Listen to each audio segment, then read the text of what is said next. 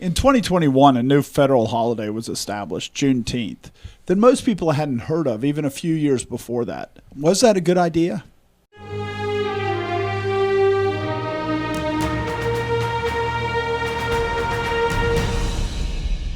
Welcome to The Conquering Truth. I'm Dan Horn. I'm Jonathan Sides. I'm Charles Churchill. And I'm Joshua Horn. In 2021, one of the first pieces of legislation that President Biden passed was to establish a new federal holiday.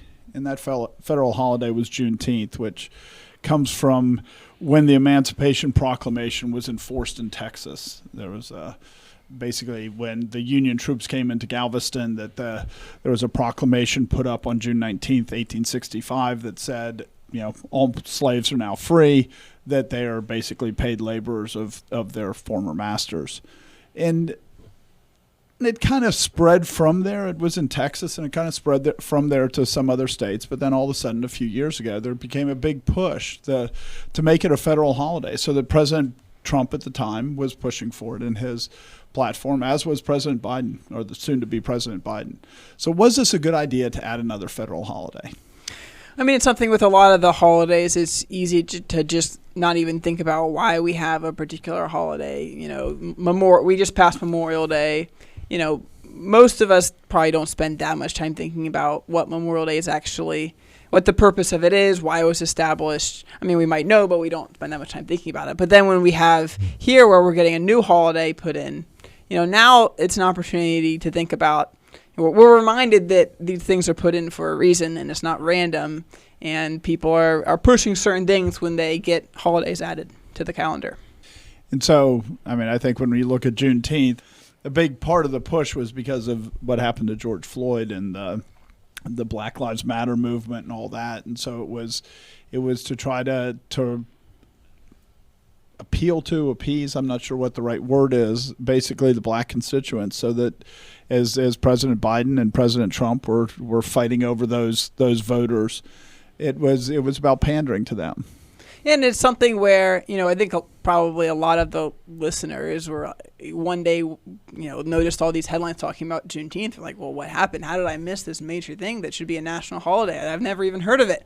And I think that's true for probably most people in the country. It wasn't a very popular thing beforehand. I was even looking back at, some of the, on Wikipedia, they have, the national holidays, and then here's the holidays that people are pushing to be national holidays. And in 2019, Juneteenth wasn't even on the list. There were people pushing for it, but wasn't enough that it was on the list of here's holidays people are pushing for. And then suddenly, 2020, it's, well, how can Trump schedule a rally on Juneteenth? How could he do such a thing? And then, all the major companies are saying, we're going to give our employees Juneteenth off. And it's very connected with this, wave of protests and riots and things that are going on to say, we need to do something to show that we care. Yeah, and that we need to do something. I mean, whenever you have violent outbursts like that, and then when you have a collection of violence, there's always the emphasis that something has to be done. And you don't necessarily know what to do. You don't know what the right thing is to do, and everybody's sort of waiting for the trial of the police officers that were involved with George Floyd, because that's really where they're going to get their catharsis. But in the meantime, we can do this other thing. We can have a celebration of the black experience. I mean, when you talk about political pandering, we'll talk about it in more detail later on in the episode, but that is not something that's unique to Juneteenth when it comes to federal holidays. You know what I mean? All federal holidays don't fall into that category, but a lot of them do. A lot of them, there's a point of it where someone's trying to score political points with a group, someone's trying to, either there's unrest or there's pride somewhere that you can leverage. It is not uncommon to say we're going to celebrate this, and that is a way of buying votes. It's a way of satisfying the constituents. One of the first episodes that we recorded that I think we just have the audio posted on the website was it matters what you celebrate. And we kind of talk about the fact that the days that you celebrate, the days that you set aside, that the word holiday comes from holy day. And there's really been now what's holy is, the voice of the people is the voice of God, is that what people really want to celebrate is all that matters. And it's something that, like you were saying, it's something that really every holiday kind of is the same thing. And there's holidays that, we're not going to take any issue with, like Thanksgiving. Thanksgiving, we associate that with the Pilgrims, but that's like a post-Civil War thing. There were a lot of years where there was no Thanksgiving celebration, and if there was one, it wasn't a Pilgrim Day. So, not that it's wrong to remember the Pilgrims on Thanksgiving, but the point is that the fact that it, sprang up and it wasn't a nationwide thing since 1865 doesn't inherently mean that it's not good. And you're saying specifically, just to clarify, the reason we don't have an issue with Thanksgiving is because it's actually intended to be a day of national thanks. We don't like it because of the Pilgrims. It's not just the Pilgrims that, it's not like we think, well, a holiday celebrating the Pilgrims, that's worth doing. It's cool. Yes. And the point is that you can have a good holiday and it doesn't need to have a long, long history. Right. You can at one point decide we want to start remembering this as a country, right, and start remembering it. And it doesn't have to be. It can. Every holiday is new at one point. Right. It seems to me, though, that there has been a shift, because if you look at the original, the older federal holidays, right? You have Thanksgiving, you have Memorial Day. Memorial Day was really about unifying the North and the South, because you had Decoration Day and Memorial Day, and these things were already going on, and they were and there was this sense of unity. And then you go later and you get Labor Day. Well, Labor Day is not about unity. Labor Day is actually about division. And you get, Washington's birthday, that was about unity. Christmas, about unity. Thanksgiving, about unity. Memorial Day, about unity. And then you get Labor Day. Labor Day is about division. You get Martin Luther King Day. That, in a lot of ways, is about division. You get Juneteenth.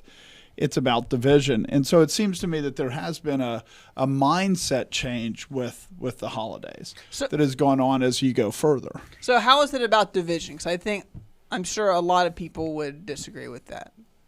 Juneteenth. I'm saying Juneteenth. I would just argue that it's about division in the sense that it's pandering to a subset of people. It's not that most people didn't go, oh, I want to celebrate Juneteenth. It's that all of a sudden we should pay so that people get off on Juneteenth, even though we didn't think it was significant. And so that's what I mean by the division, is that there's a lot of people that aren't going, oh, Juneteenth is a really significant day because this general posted a proclamation in Galveston. And it was a pretty arbitrary day that they chose to be Juneteenth. There's reasons for it, right? Texas is kind of the last state that the Emancipation Proclamation was started to be enforced in. But still, there was even if you wanted to have a second Independence Day, and the actual official name of Juneteenth is Juneteenth National Independence Day, it seems to me even that is divisive in certain ways.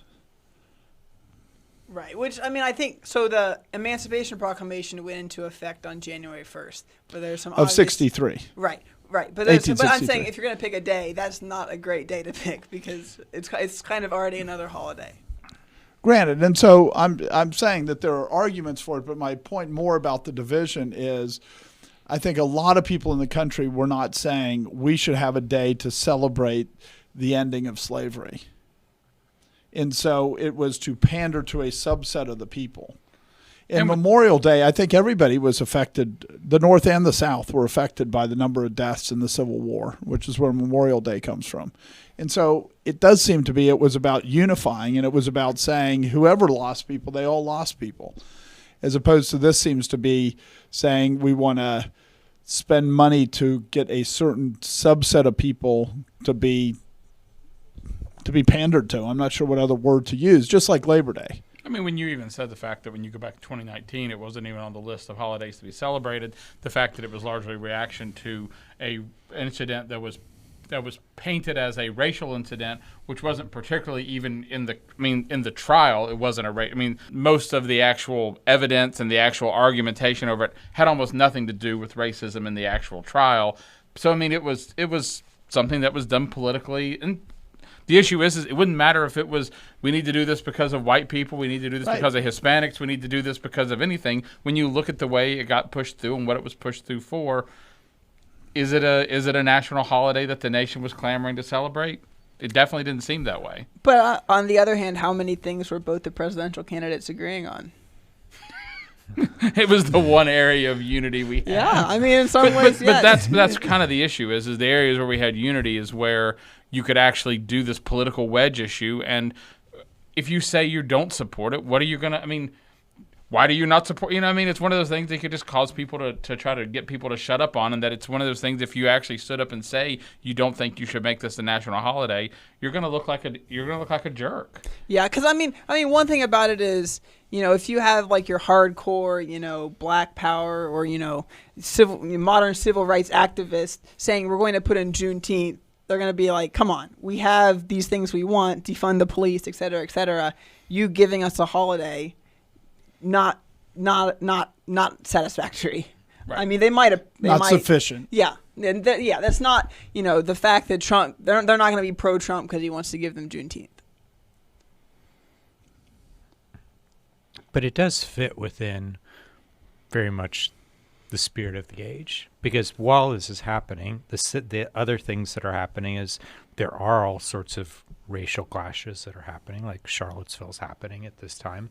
And at the same time, you have the removal of Confederate statues throughout the South, and pretty much every military installation, entity whatsoever that has some kind of connection to the Confederacy is being renamed. So this is like, you know, what you'd never see in a culture is that you just remove a whole bunch of symbols without replacing them. And it's very much a case of, hey, we're going to remove a bunch of symbols, and now here's new symbols for you. And that's part of what's going on with this. It doesn't exist in a vacuum.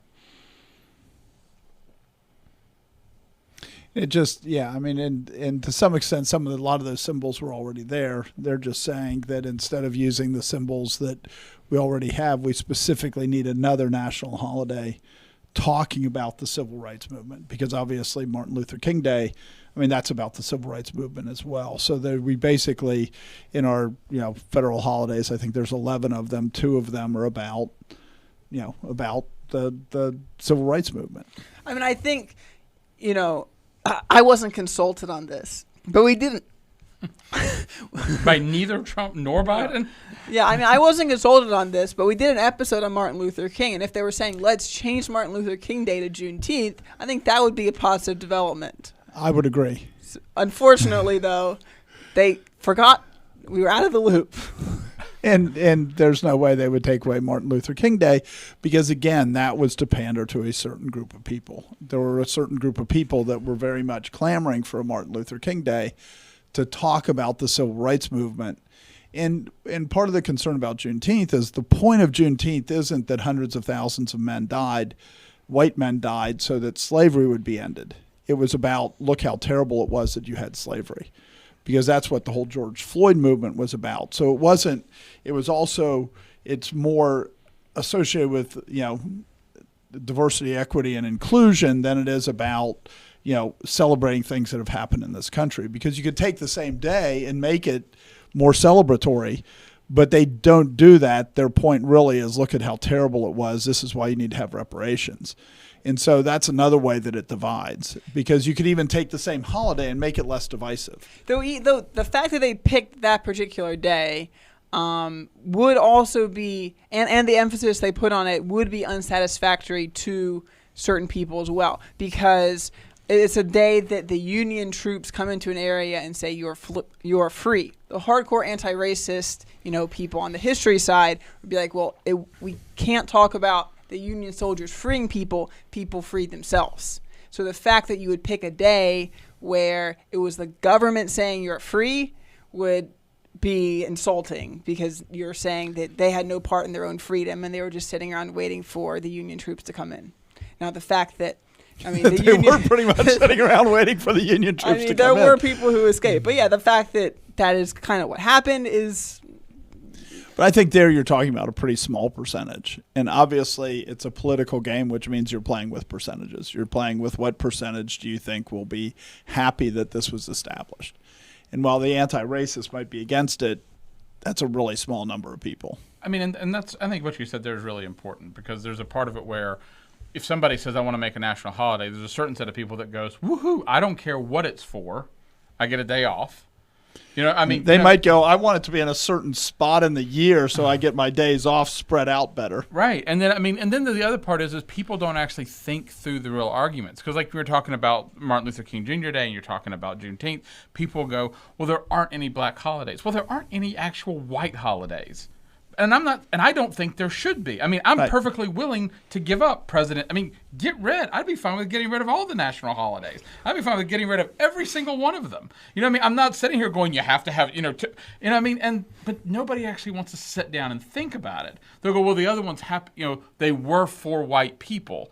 Well, no, they were for black people too. Right. They were for Hispanics. Right. That's racist. That's the racist position. But there really was a position where the reason that there was a national holiday for like July 4th was it was intended to promote unity and make us one nation. Right. And I'm not sure that Juneteenth does that. And I think that's true for Thanksgiving Day as well. The intention of it was to make us one nation. And look, everybody was out shopping the next day. Obviously, it succeeded. But it all depends on who's framing it and how they're talking about it. Because the way that most people talk about it is basically American history has two parts. One is, you have the country declare independence from Britain, but you have the big, original sin of slavery in the country. And then you get to the Civil War, and then you kind of get that purged away. And so the nation is reborn. So the fact that you have, two Independence Days, and this is conservative people. This is everyone except extremes on both sides. That's kind of how it goes. You have era 1 and era 2 and an Independence Day for both. So it's not necessarily. There's a lot of people that would be on board with that. And I guess I just don't hear it sold that way. Oh, I mean, it was absolutely sold that way. And you use the term independence, but it's really meaning that in July 4th, there was independence from Britain so that the people were no longer under British law and they were self-determining. And then under the second one, the blacks also became free, right? Which it really isn't even independence. So it's very confused, the language. Well, I mean, they have the, there's a declaration. Well, I just blanked on what the Declaration of Independence says. That all men are created equal. Right. And they're saying, well, now that's actually true. Now that we're after the Civil War, right? But it's who are they independent from? The slave masters, I guess. Which isn't a national declaration. Wait, what? I mean, it's not that because it's called Juneteenth, the National Independence Day or National Independence Day. Well, there was no nation that became independent on that day. But the answer is that people thought that strictly and logically about the holidays that they were going to celebrate, we'd have a lot less holidays. Which maybe we should encourage that. I think we are trying to. And I mean, and that's really one of the, that's worth calling attention to in a sense. Is the point of this is to go, we should think about things. The point of this isn't four white guys don't like the fact that there's a holiday about emancipation. The point of this is it's the most recent national holiday we've declared in a good while, and there's a part of it where we should go, why are we doing this? And is this, because in one way, the only way I would argue that that this was an attempt at unification is, in some ways, our nation is like that marriage that's at the point where the only way you have unity is tat for tit and tit for tat. You know what I mean? And there are obviously forces that are trying to pull it apart, I don't want to take the analogy too far, but in the end, that's sort of what's going on is you have this, so you have to give me this, and you have this, and you got to do, and I get to do this. And because we're already so fractious, the only way we really see left to do it is to make sure that the other side gets exactly what one side thinks they have, which is horrible and actually has nothing to do with real unity. It's just... And I don't even think that it's that much of what's happening. I mean, I understand what you're saying, but I would also argue that everything you see is completely one-sided. It's all shifting which from is one to usually another. true in those situations as well. Sometimes.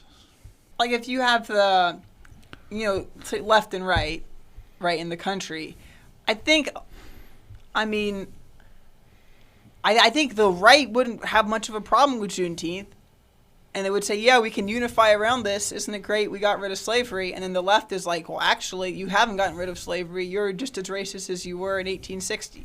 And that's the point. The point of Juneteenth, in my understanding, the point of Juneteenth was more to raise the issue that, hey, you still have the national sin of slavery that you have to pay for. But it all depends on who's selling it. I mean, maybe that's why the Biden administration did it, but I don't think Trump was doing it to say all we Republicans were actually racist.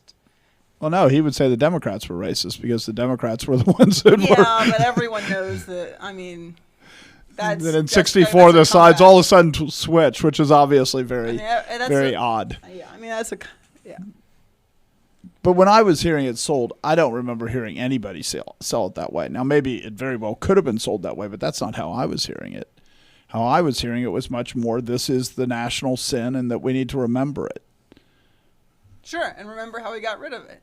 No, Isn't this great? remember it because the whole point is the discussion was in the context of things like reparations and things like systemic racism and all these other things. It wasn't about how we've gotten rid of it. It's about how we haven't solved the problem. It's a day to remember that we haven't solved the problem. Right, but it was passed like unanimously, I think. And half of those people who voted for it are not in favor of reparations, if not more. How did you hear it sold? I mean, so my hearing of it was just the proclamation that Biden published on it, which is an interesting read. It's a page long. Go read it. In 2021, and he re-upped in 2022, declaring it national holiday. They're worth a read because, hey, he is the president of the country, and he's doing things that his office allows him to do to make these declarations. But Josh was laughing at me on that. It sounds like His office his is- secretary is like, yes, you may do that. It's just the conspiracy that Biden isn't really in charge. That's exactly what I thought. That's not what I meant. By the authority vested in me, he By the does these secretary. things. But in that proclamation, he does use the language we've been throwing around about talking about slavery as America's original sin, is the term that he uses. And then he hits all the talking points along the way about how, we still have these issues. We still have systemic racism that this is supposed to raise awareness of in order for us to, look back on that dark night and look forward to the new morning. And that kind of very religious language to talk about this. And that's probably pretty important. Earlier you were talking about how a lot of people, I don't really care what we're celebrating as long as I get the day off of work. That's kind of what we think holiday is. For us, the word holiday just means vacation. It means I don't have to work. I can barbecue. Long weekend. Right, vacation not from your home, but vacation from your office. Yeah, exactly. Vacation. You're not there. You're vacated from it. Yeah, and that's kind of what we think it is. And yet the way that this was pitched at that level, I mean, at the government's level, even if the practical effect is just, hey, people get a day off of work, it was pitched as a religious event. And this is something that's part of a religious experience and using religious terms about it. And it's very much a holy day in that sense of the word, in the biblical sense of what a holiday was. And because you are, with all those holidays, in the end, you're speaking to a subset of people, like Labor Day. I'm not saying like Thanksgiving because that's broader. But you're talking about how wonderful labor is because nobody else cares. All they care about is the fact that they don't have to go to work. But the people in the labor movement, they care. So they want to read it. They want to go, oh, look at how important we are and that the country can't be built without labor and blah, blah, blah, blah, blah. And so, I mean, you get this, and it's just a very dangerous precedent because you get this increasing number of national holidays. And you say it hadn't been a while. Martin Luther King Day wasn't that long ago that it was added. I mean, we're adding them for faster some of and us, faster. 40 years is a long time. Right, but when you think about how many we have. Oh, come on, let that one soak in. So when we consider about how few national holidays we have, I mean, I am concerned at the rate that we're adding them because I expect it will continue to go. As soon as you make national holidays about pandering to a group of people, there's always groups of people to pander to, and you're just going to be faster and faster that you add them. And they're very expensive, and they have a real impact on the society. And they have an impact that instead of like July 4th, whose intention was to unify, Thanksgiving, whose intention was to unify, all of a sudden we have this thing where you have a group of people that are paying attention to what the day is about, and nobody else cares. They just go, I have a day off work. Well, that doesn't create unity in the country, and it does cost money, and what we're producing is something other than unity. I mean, you talked about the cost. I mean, right? I mean, I think the numbers that we have that we're using is about a projected $818 million just for the federal government for their costs for giving federal employees the day off. And my guess is that's a low number. I mean, with the rate of inflation we've had, with everything we've had going on, Well, my that guess was their is estimate for this year. no, but my guess is inflation is still being worked through. I mean, my guess is with what they're doing and the number of people they're adding and stuff, we're going to cross $1 billion on that in very, very short order. I mean, it's just, that number is going up fast. And so... And that doesn't include postal workers or military, which is a huge chunk of employees. A huge chunk. I did not So realize that they is didn't have just that in there. the so federal it's already employees well that over are. $1 billion. Yeah. And so, like I said, and then you've got states and all these other... and the old saying, $1 billion here, $1 billion there, and pretty soon you're talking about real money. And but that's literally the state we've got in is people go, $1 billion, that's not too bad. Yeah, that's the problem, right? They should have just taken one of their vacation days since we're going to add Juneteenth. The federal government loves to spend money on things like this because in the end, that when you do a federal holiday, you don't think of it as a expansion of federal government because in the end, if you give everybody a day off, you have to hire more people to do the work that they're not doing on that day. And how many days does the federal government already get off? The federal employees already get off right now? It's what? Well, for paid holidays, I happen to have a slide here. For paid holidays, it's 11. Used to be 10 until they added Juneteenth. For sick leave, they have 13. They can accrue as much of that as they want. So they can basically retire, more than a year early if they just accrue all that instead of actually taking sick days. Then after 15 years, they get 26 days of vacation. So the total number of days is 50 days. So about a fifth of the days they don't work. Plus Saturdays. Because you're saying Well, I'm saying a fifth of the business days, Monday through Friday. right. So of the 250 days a year, the work days, Right. they get 260. They get 50 off. And so when you think about that, that means that because of the number of days they get off, for every 4 people they hire, they have to hire an extra person to cover it. And so it expands the government every time they do this because there is still an amount of work, and now they could increase their efficiency, which is in the private sector, frequently that's what happens, that somebody that they give them a day off and everybody just goes, well, we'll get the same work done in shorter period. But that's not really what usually happens with the federal government. There's not much incentive in the federal government to do things quickly. Right. So we should recognize that when you add a federal holiday, you are expanding the federal government. And the federal government's big, Right. and it's getting bigger. And so when you say the Democrats and the Republicans both want to do it, the answer is yeah. Because they both like a bigger government, because a bigger government is more power. Because the number of people that you have employed by the government, it is about power, and it is a reflection of their power. And so they like to increase it. So it's a very dangerous thing that we've opened our pocketbook based on the federal pocketbook, where we've opened it up and said we're going to spend money pandering to groups for political purposes, because it has real costs and real ongoing costs, huge ongoing cost. And there's no reason to think it will stop. We shouldn't forget how gratifying it is just fundamentally for the government to be the person who gives people days to celebrate and enjoy.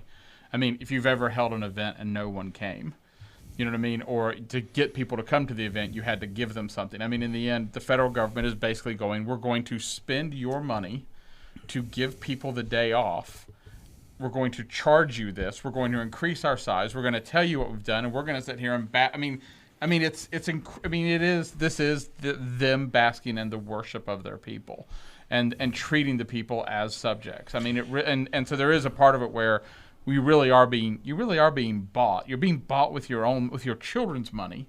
Right, because we don't have any money. Right. And just you really have to put these things in perspective. But this is why I'm saying when you look and you go, you don't like Juneteenth. I don't like any federal holidays. I want mail on Christmas. I will not stop this campaign until my mail comes on Christmas Day. Exactly. I don't want mail. We talked about the federal cost. But by the nature of Juneteenth, because when the federal government declared Veterans Day as a day that they got off, when they declared Election Day as a day that people got off, nobody else followed. right? There's very few companies. Some state governments followed, but there's very, very few companies that followed and said, we're going to give Election Day off. We're going to give Veterans Day off. Right.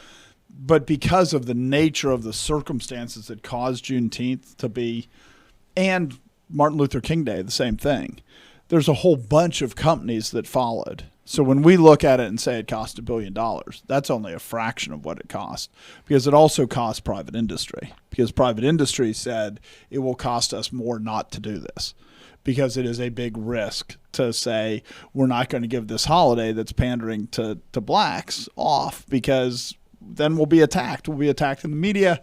Black Lives Matter will come after us because that's what's inspiring it to happen at this point in time. And so all of a sudden it has a much bigger reach than just the federal government, and the cost is much higher than just the federal government. And I think most states passed laws saying it, but I think you were telling me, Joshua, that most had not funded it yet. I think every state recognizes it, but recognizing it can just mean, hey, it's a holiday. But the big marker is when the state gives the state employees day off, and I think it was like 20 some states. As of last year, I think on June 18th or 19th, 24 states had funded it. And before 2020, it was one. I think Texas did. Yeah, Texas did, starting in 1980.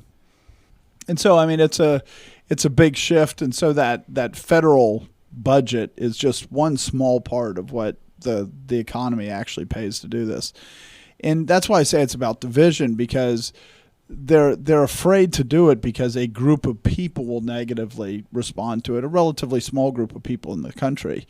Not that everybody is going, we need to celebrate Juneteenth, but they're afraid because, and so there's this element of, what's the right word? There's this element of market persecution if you don't follow along with it. And that's a real cost, and that should be pretty disturbing that we're willing to manipulate at the federal level that has all this ripple effect down. That's very significant. I mean, it was the companies that were doing it before the government, but it was, Google, Starbucks, people like that were pretty, would be seen, I think, as pretty liberal companies. It kind of brings to mind what was going on at a much bigger, much more inflated level during the Middle Ages with the Catholic Church and their feast days, which functionally are the same thing. I mean, they're holidays where you'd have a day that was a feast for a certain saint, and with that, not only were you quote unquote celebrating that saint, but you were also prevented from doing economic activity, and they had a whole lot more formal feast days than our paltry 11 that we're talking about here. It's something like 120 or something. I forget what the number was, but it was unbelievable. So, when that happens, when you get that many of them that big, there were real economic effects, and people were starving, and it really hurt people when you cannot harvest your crops or you can't sell your goods on certain days like that. And it's not to say that God doesn't have also his own holidays that are official, formal holidays where God restricts economic activity, and but here's the government coming in and saying, hey, we have some more for you.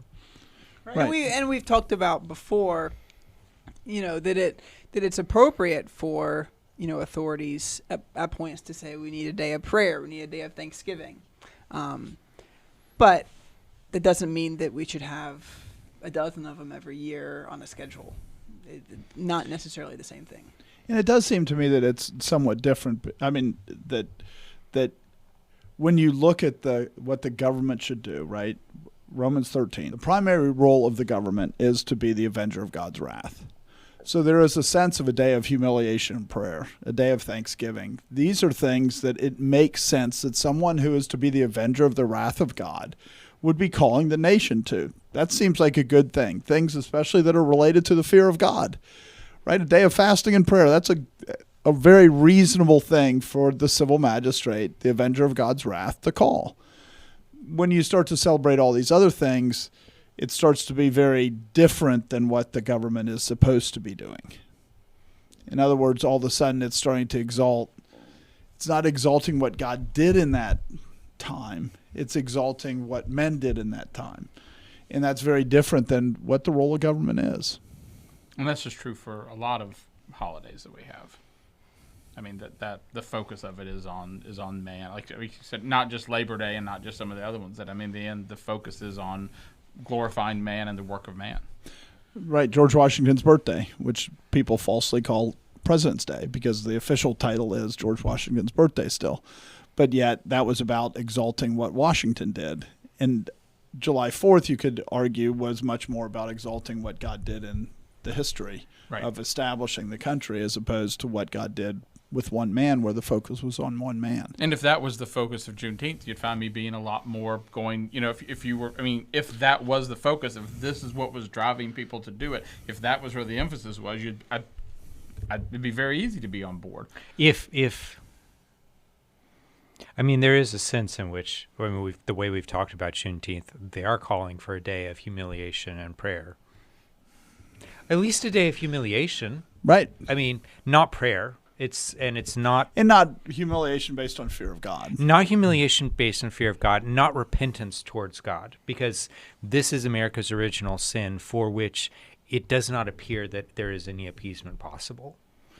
There's been... Well, we certainly have to sacrifice all of the founding fathers for the original sin, but that sacrifice in the end will be insufficient. And it will be insufficient, and then the next step will be reparations, and then that will be insufficient. And it's, like with any form of works righteousness, whatever works you do will be found to be insufficient, and there is nothing left that you can sacrifice to. And as soon as you look at the things that they did to make it equal, where there were unfair treatment in the workplace and things, where they've worked to make that equal, so then you keep shifting it, right? You make that systemic racism, and you just keep constantly shifting it so that there's always work left to do.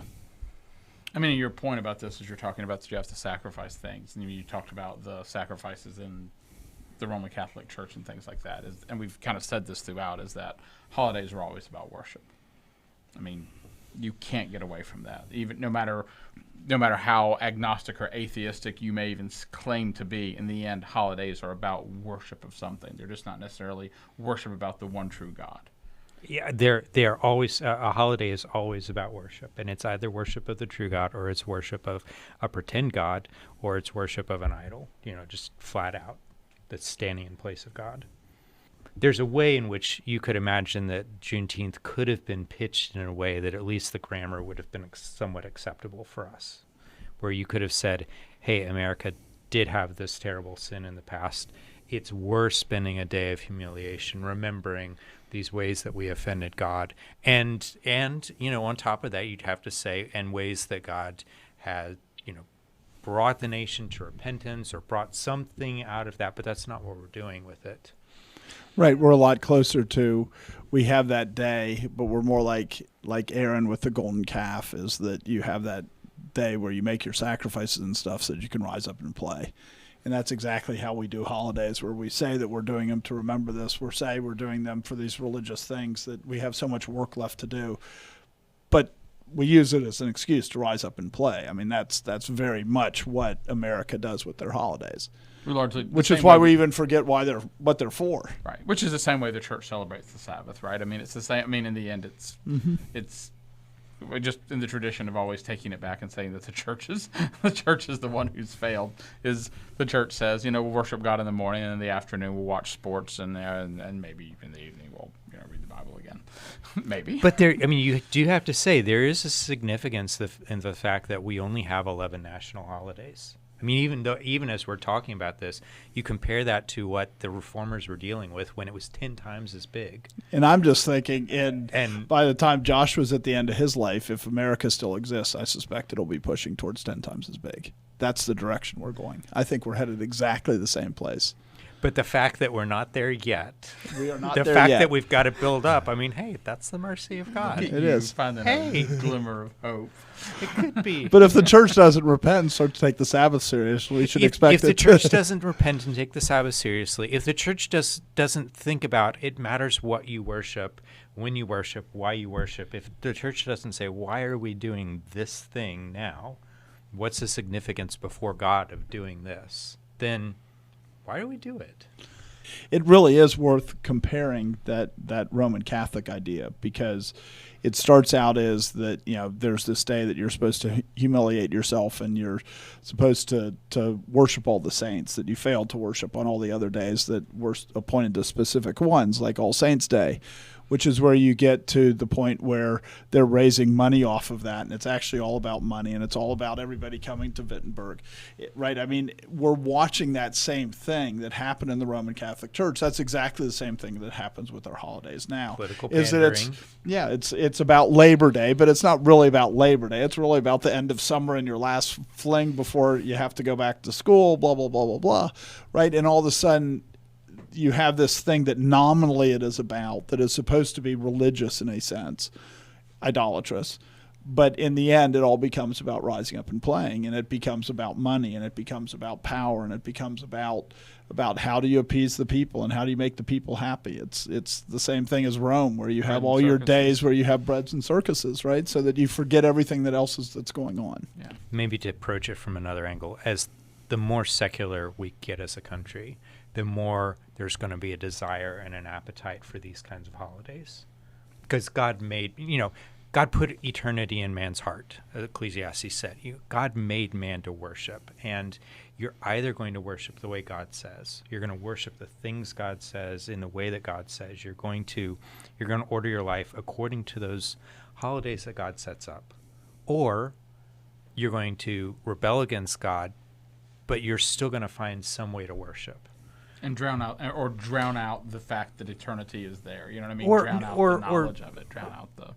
Yeah, or just, I mean... Have a substitute or something. You're gonna be expressing it in a completely rebellious way. No, God, I'm not going to worship you. I'm going to worship this other thing over here. And that's why you hear people say stupid things like the day after the Super Bowl ought to be a holiday.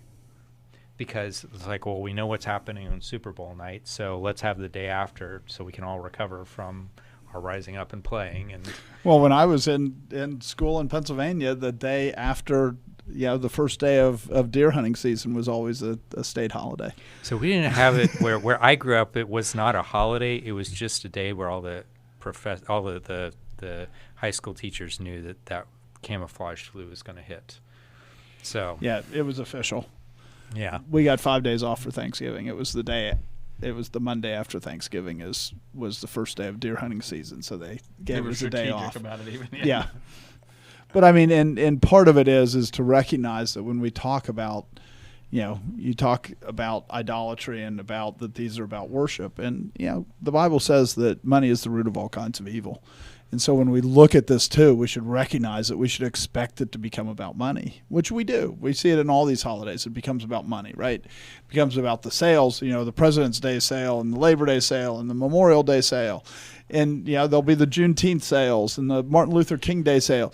But because that doesn't actually satisfy things in people, their desire to worship, they all end up being about money, because that's what you end up chasing if you don't have any other religion, is that you chase power and money. Right. Because in the end, if you're not going to worship the Creator, you're going to worship the creature, and money is... It's the best representation of power over the creature. Right. I mean, so when we talk about God establishing his own holidays, go back to Exodus 20, just for example, start in verse 8. Remember the Sabbath day to keep it holy. 6 days you shall labor and do all your work, but the seventh day is the Sabbath of the Lord your God. In it you shall do no work, you nor your son, nor your daughter, nor your male servant, nor your female servant, nor your cattle, nor your stranger who is within your gates. So this is just an example of God establishing a holiday. And you even see it in the text here. It's remember this day to keep it holy. That's where we get the term holiday from. It's a holy day.